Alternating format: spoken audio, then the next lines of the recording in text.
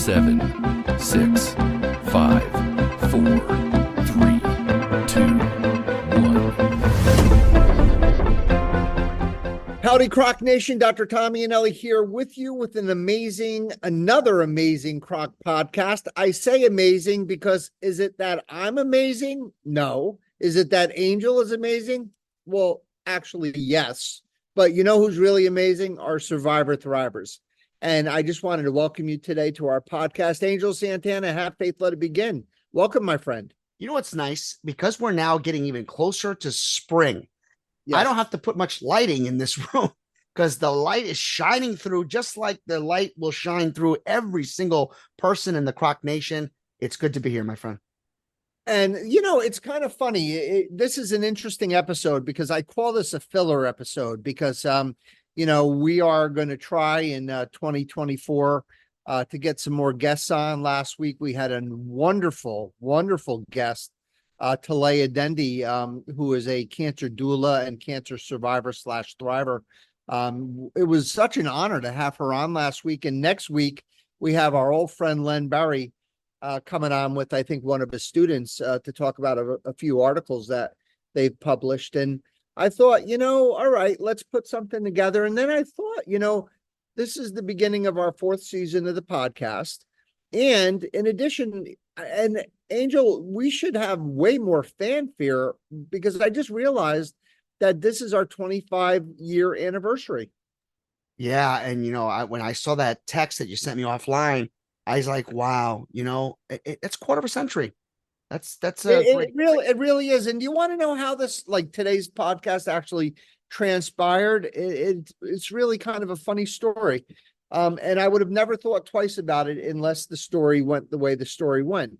So one of our Survivor Thrivers and personal friend of mine, Lori, called me in a panic maybe last weekend and said, you know, Dr. E, you have to help me out. You know, I'm the incoming president of the Rotary Club up in Monticello. And, you know, the old president didn't set anything up for our meeting on Tuesday. And would you mind filling in for us? And it would be really, really much appreciated. And I thought about it and I said, yeah, of course. I mean, you know, a free meal, right? Going up to Monticello, get a free dinner. No, I'm only kidding. But, you know, anything to help out, you know, another service organization. So I accepted. And last Tuesday, and you know how busy I am. So I was putting this freaking presentation together for the Rotarians. And I texted Lori and I say, Lori, on my way. And she texted me and she said, well, that's great, except the meeting is next Tuesday. And I thought to myself, oh man, how could I make some lemonade here? Because I had this talk ready to go. And the talk really dealt with what CROC is, where CROC was, where CROC is going, and the history of CROC. And then sort of everything just kind of came together. And it was like, wow, 4th season, 25th anniversary.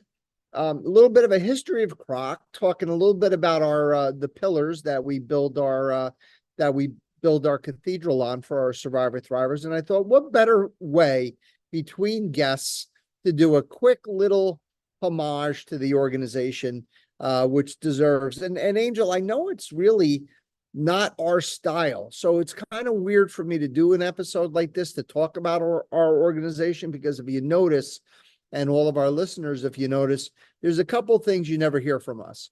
Number one, you never hear Angel and I brag about our podcast. We never brag about our acts or what we do. And we never want to be recognized. We always want it to be about you guys.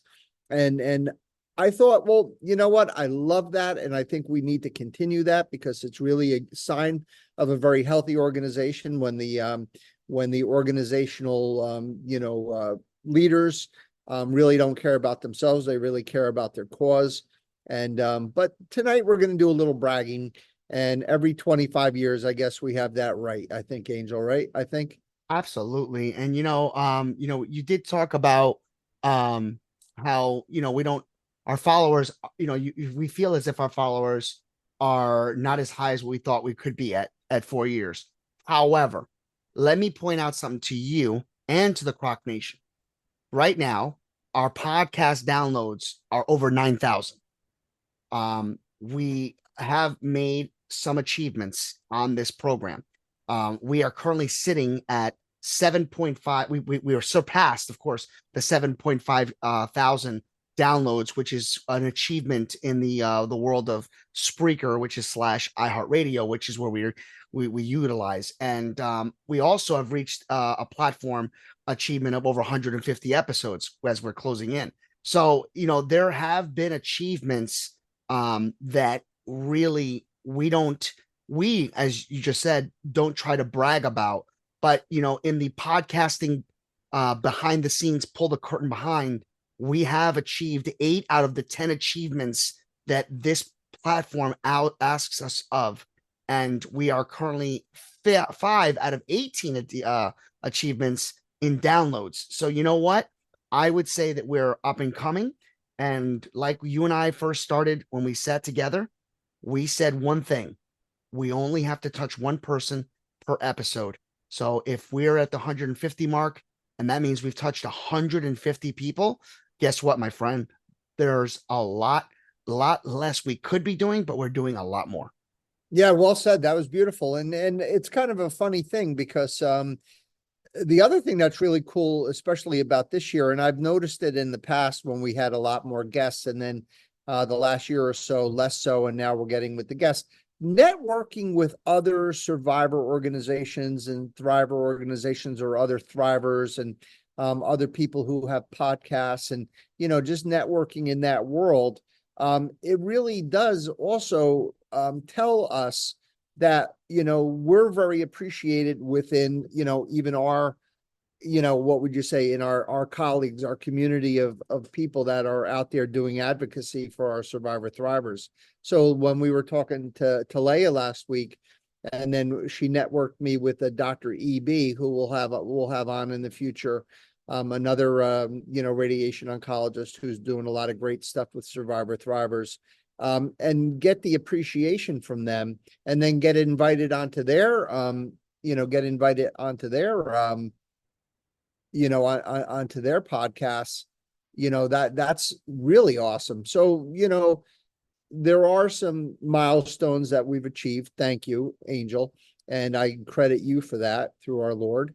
And then number 2 is, I also think that we're appreciated with the people that are our contemporaries, our colleagues. But without further ado, let's talk a little bit about what Citizens Reunited to Overcome Cancer is, what it's all about, how it started. And I know this might be redundant. We've kind of done this before, but we're going to do it again. It's our 25th anniversary. Right. So sit back and relax and enjoy it. So I always tell the story, in a doctor or nurse or professional, caregiver, we spend a lot of time learning our craft. And we really spend a lot of time, first of all, in the general schooling, right, in medical school, nursing school. And then from there, we go on to our internship. And from there, we go on to a residency and a fellowship. And from there, you get out there, and even though you're practicing, you really don't know, as they said in the movie The Jerk, you don't know shit from Shinola. And then, over the years, you start, learning and getting experience, and that wetness behind the ear starts drying up, and you start really getting good at what you're doing. And then there's that moment, especially when you're taking care of survivors / thrivers, that you sit there. And my moment was, sitting on the beach and watching my kids, build this sandcastle. And I've told the story a million times, and I guess I'll tell it a million more.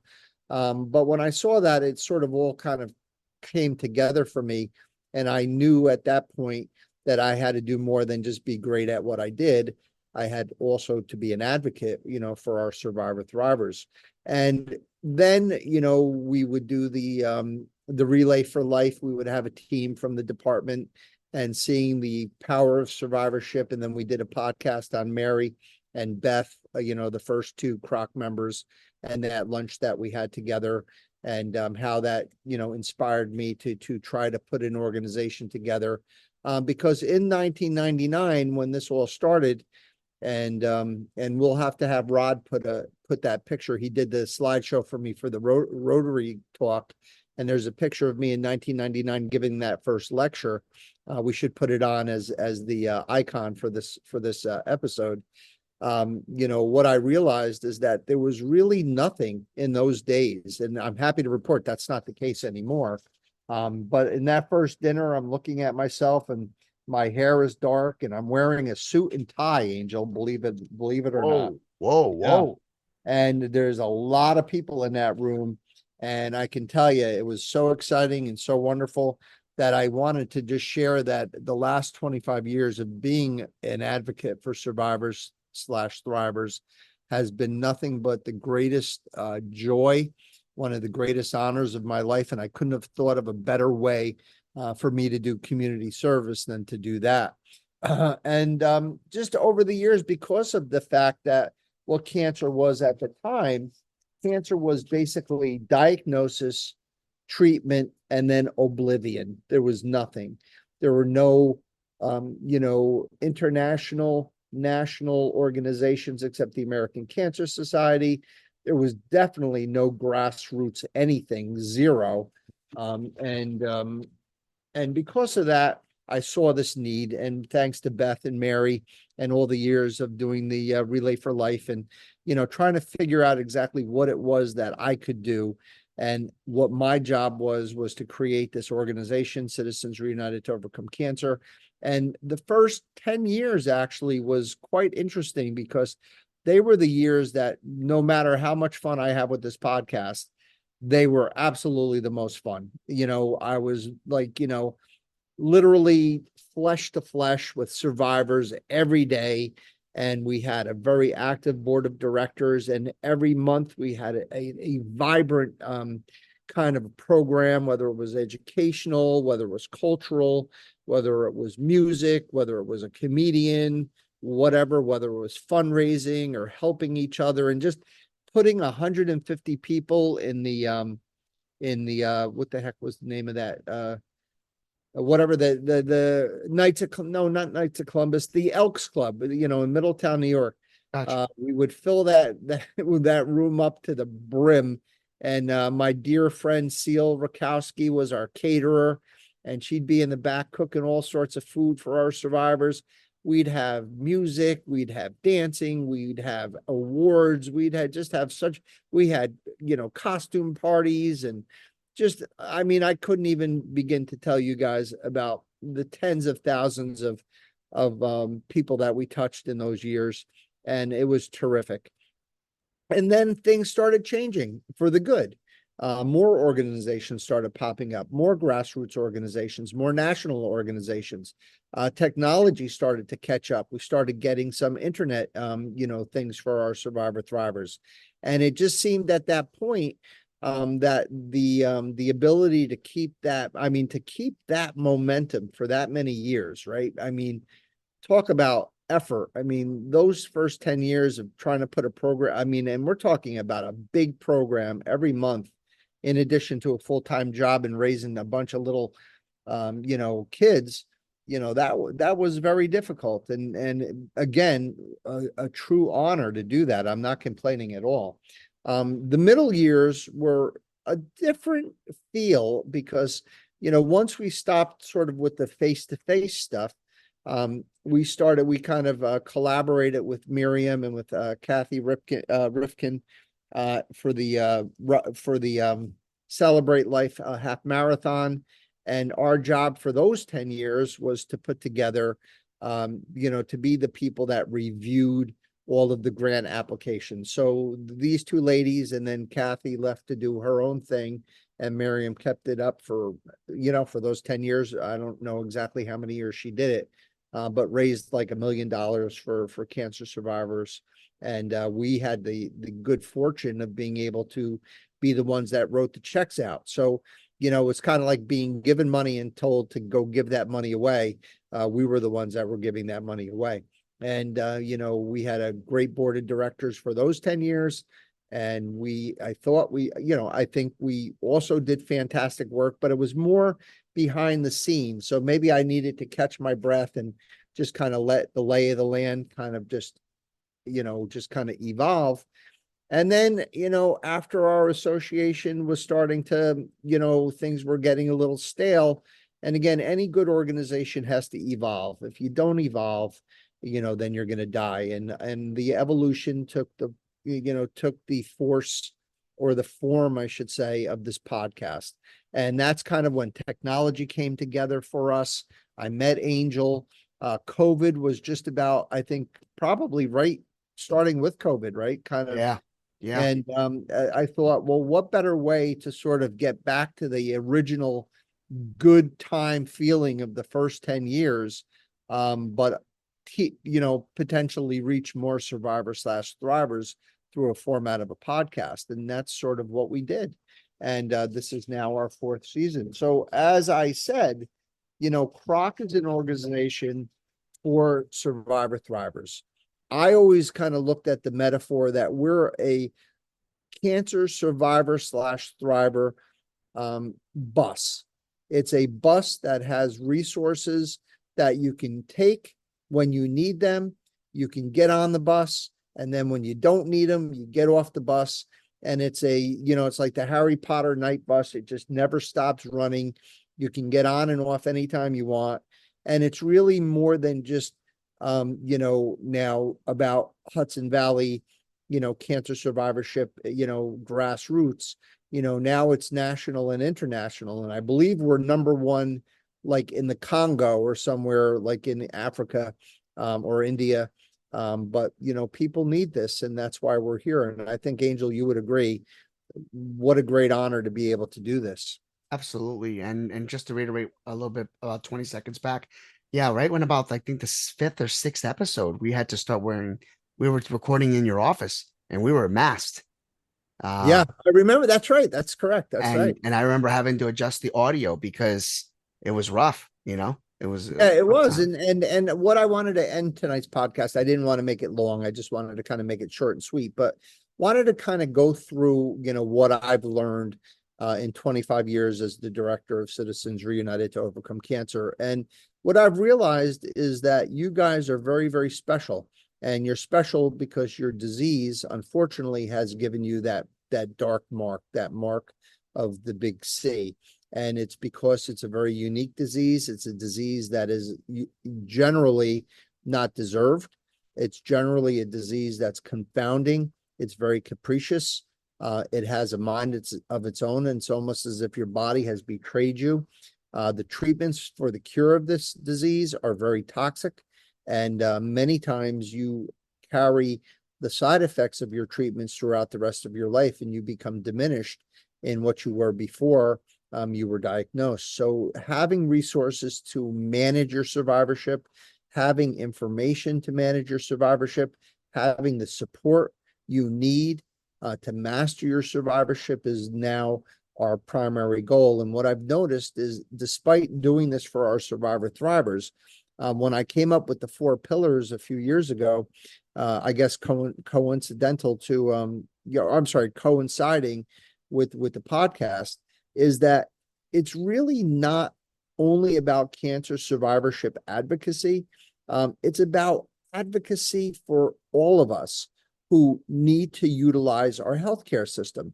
And unfortunately, sooner or later, we're going to have no choice but to enter the system. And Angel, you know better than anyone else, it's broken, it's imperfect. The world of healthcare, my message and observations are based on these 4 foundational pillars that we're going to talk about. And unfortunately, the healthcare system, at least in our country, is crumbling beneath the weight of a system that is antiquated, it's top heavy, it's biased, and it's completely unsound. And it really needs to be updated. So when we talk about, we have a lot of fun talking about informality, engendering informality, and we talk about how we are trying to get away from the model, or trying to push the model away from the stiff white coat. We did a couple of podcasts recently over the last couple of months about what patients want in their doctors, as opposed to me wearing the jerseys. And I have to tell you, day in and day out, I don't think there's a day, Angel, and think about that. And, I take very little time off. And I come to work, right? I don't have everybody doing my work. I'm in there, knee deep in muck and mire. I don't think there's a day that goes by that somebody doesn't, say thank you, for wearing the jersey, or for, making them feel, comfortable, or making them feel less stressed, or making them laugh. And that's kind of what I'm talking about when I say engender informality. Now, of course, who's going to go out there and buy 300 jerseys? Nobody. Who's going to even have the cojones to go wear a jersey to work, and be called doctor? Probably nobody but me. But I will say this, it really has nothing to do with the jersey. It's really about attitude. So when I talk about informality, all I ask for the healthcare system is, stop walking around with this stick up your, what, that you're this great freaking doctor from God knows where, Harvard or Yale or wherever. Like, we don't really care. Be a human being. Make the patient feel like you care about them. We've had many podcasts about how to break the ice with the time with when you meet a patient, how you can ask them a little bit about themselves rather than their cancer, how you can get to know them a little bit appropriately, develop a relationship with them, and make them, and look at them. Don't look at your computer all the time. Do what I do. Get up at 4 o'clock in the morning, read all your charts before someone comes at 7, know who they are, and then do your job. You don't have to look at that computer all the time. You can refer to the computer, but look at your patients. Make them feel that they're like being heard, and give them some space. Let them talk. Just this week, we had some amazing stories we heard. Just amazing stuff. And if you don't ask, you're going to miss all this amazing juice. It's just terrific. Disseminate information. So in the bad old days, doctors told patients what to do and expected them to do it without explanation, without teaching. Hippocrates is the father of modern medicine. Hippocrates was a teacher. He wanted doctors, physicians to be teachers. When a patient comes in and they have something going on, generally speaking, you're not going to be talking to another doctor who has a disease or who has cancer. You're going to be talking to a farmer, a policeman, a Wall Street broker, a social worker, a kindergarten teacher, an engineer. You're going to be talking to everybody. And none of them know anything about what you're talking about. So you have to explain to them what cancer is, what their cancer is, what their stage is, what their prognosis is, what the treatment options are. And you have to funnel this down to what we did an entire module on, and that's shared decision making. We don't make decisions anymore. We can't tell people what we think is right. We have to use evidence-based medicine, and we have to make sure that they understand the evidence-based medicine. So together, as a team, the decision is made. It's so important to teach your patients, to draw diagrams, to go on the internet, to have an iPad in the room and show them anatomy, show them what's going on, show them what you're concerned about. I saw a lady this week who has this, congenital heart defect, and she had to get left-sided breast cancer. What's underneath her left breast? Her heart. So I had to explain through diagrams, through pictures, through teaching, how we were going to come in with our beams so we could treat her left breast and make her feel comfortable, but not touch her heart because her heart already was damaged. So that's disseminating information. Encouraging approachability. This is kind of like a catch-all pillar, because we really do want people to feel that they have access and approachability. That their healthcare team they're made to feel that they can approach their healthcare team. But it's more than that, because that's when we go to the fourth pillar and we talk about accessibility. But let's talk about approachability. In this model, the broken piece in healthcare is timeliness, efficiency, and excellence. That's completely missing. Patients cannot even cancer patients cannot get set up for a biopsy, even if they have a second head growing out of their neck. They can't get a biopsy for weeks sometimes, or if they need to see a specialist.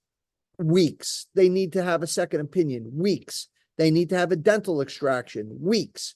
It could be 4 months before that person who was told they have most likely have a cancer before they're actually getting started on treatment. And number two is we're not efficient, we're not timely, and there's a lack of excellence. There's a total lack of excellence because there's only so much a person can do when they're just getting bombarded. And I'll use my own practice. It's hard enough to try to practice and then advocate for your patients and try to get them appointments, and then the other doctors don't respond, or they give you the number to the secretary, or in our healthcare system at Garnet, we order an x-ray and then it goes to central scheduling. Then it has to go over to insurance authorization. I mean, there's only so much we could do. I mean, there's only so much that we can control. I give patients my cell phone, and we're going to be talking about accessibility in a minute. But the reason is because if I didn't, they literally wouldn't come to see me for weeks and weeks and weeks and weeks because my schedule is always full. But is my schedule really full? No, I mean, it's full, but can I fit another? Of course, we're doctors. We're not freaking accountants. I mean, I don't punch a clock. It's like, if I have to stay late and do extra consults, whatever, that's what you do. That's why you went into that's why you went into medicine. If you didn't want to do that, then you should have gotten your CPA, or you should have been something else, and you can tell I'm like getting angry, I'm like pissed off. I'm so angry at the system. It's so difficult. Last but not least, we'll talk about accessibility. It's another one of my favorites. So accessibility and approachability kind of are brother and sister pillars. So accessibility is exactly what I mentioned. When you are a survivor thriver, you want to make sure you have contact with your healthcare team. You want to know that after hours, after 5 p.m., weekends, nights, middle of the night, that there's someone you could talk to, right? Absolutely. And you don't want to hear, "Hi, I'm covering for Dr. Smith, and I'm sorry I don't know your case. Sorry I can't help you. Just come to the office on Monday." The story that Talea told us about being diagnosed with Hodgkin's disease on a Friday at 4:30 while she was driving home from work, and a nurse told her, "Hey, I'm really sorry to have to drop this on you, but you got cancer. And, maybe you can call the clinic on Monday and see if you can get an appointment." Like, no good. That's no good. Not good. Number one, the doctor should be calling her. Number two is you don't call the patient while they're driving home from work on a Friday night. Number three is you bring the patient in to face them. Or if you do have to tell them, then be prepared to spend an hour with them or 2 hours or whatever you need to make sure that when you hang up, that they're good, right? So Talea had to pull over, had to go into the nearest store that she was near, which happened to be, I think, a TJ Maxx. And she's walking around TJ Maxx like a zombie because she was just told by a nurse that she had cancer, and she didn't have anyone to talk to until Monday. And she tried to avoid her family the entire weekend because she didn't want to put that on them. I mean, this is a broken system. So just to recapitulate quickly, engender informality, disseminate information, encourage approachability, demand accessibility. That's what we're all about here at CROC. That's what we're trying to provide you guys on this podcast. Every week, there's some version of this. It might be not immediately identifiable, but believe me when I tell you, every single podcast, and Angel, we're probably going to be over 200 soon. 200 podcasts, and every single podcast relates back to our 4 pillars. Angel, 25 years doing this, 3 incarnations of CROC. You came on board with the podcast. Your thoughts, you always get the final word. I'm sitting here as you're talking about, anytime you reiterate things, it's always like I've heard it for the first time. But I'm sitting here and I'm literally looking at where we stand. And for those of you that don't know about the CROC podcast, let's just say hypothetically, this is your first episode. Let's say that you've been with our journey for the 3.5 years or even 2 years. There are so many different episodes out there. There's so many different modules. I'm looking at the top 10 right now in just the last 12 months. Episodes like the nuclear power of survivorship, crowd distraction, the nuclear power of survivorship, comrades in arms, putting it all together, continued, finding your center, to breathe or not to breathe. That is the question. Next generation of oncologists should be what we worry about. Should we be worried? Prior authorizations, confessions. I mean, there's endless amounts of opportunity for you to take advantage and listen to what Dr. E has put together. And really, it's for everyone. And I just hope and I pray that we are here for a very long time. I know we will be, but I mean, as far as putting this, there's just so much data. You know what I mean, Dr. E? There's so much data that let's hope that these doctors do find a way to say, you know what? He's right. And it's not about being right or wrong, but just humbling themselves and putting the egos, in check, and putting that ego to the door and say, you know what? I should stay an extra hour. If we can get one doctor, Dr. E, one doctor to say that, again, we've done our job. Well said. So we will end our podcast as we end all of our podcasts with a brief little pep talk, and then we will go to our blessing. So the pep talk today I have is about every single person who has volunteered for Citizens Reunited to Overcome Cancer over the last 25 years, all of the people who put their heart and their soul and their blood into this organization, all of the hours you guys have put, the little rascals who are our first board of directors, how wonderful and amazing these survivors were and what they've done for other survivors come to mind. Miriam Lohr, Kathy Rifkin, for the $1 million plus that they raised for survivors to get healthcare benefit costs reduced or paid for all the wonderful people that we've honored over the years, for all of the people who came to our dinners, who came to our lectures, who came to our meetings, to every single person who has been a speaker for us, who has given their solidity for their information, their expertise for the behalf of the cancer survivor thrivers, for all the field trips we've done, for all the laughters, all the tears that we have shared. This pep talk is for you guys. What I said in the beginning of the podcast, I mean immensely.